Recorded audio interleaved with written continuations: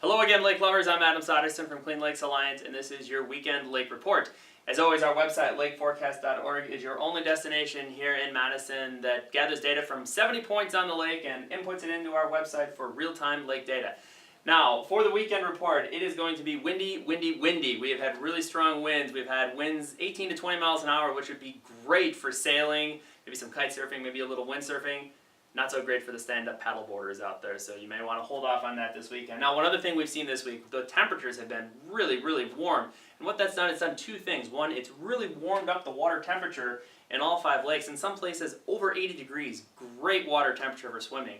One other thing it's done is that it's really hard for the invasive spiny water flea to live in water temperatures above the mid-70s. Now, the spiny water flea, of course, preys on our friend the algae-eating Daphnia, which is responsible for clear water. So because the water temperature has risen, the spiny water flea is starting to recede, which means we're seeing water clarity levels come up a little bit.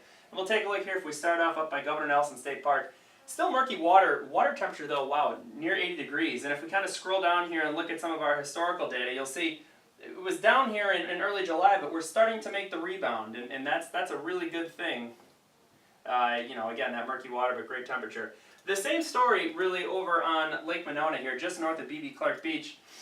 Good water clarity over here though, 77 degree water temperature, over 3 feet of visibility, but the same story. If we look down here, that water clarity is rebounding. We're starting to see it come back up, which is really good looking at that historical data. If we go just a little bit further down the water chain, we kind of come down here to Lake Kaganza State Park.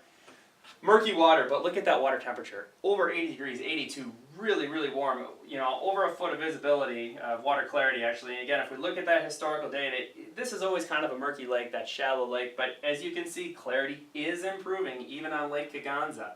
Now if we scroll back up and we go over to the smallest lake in the chain here, over to Lake Wingra.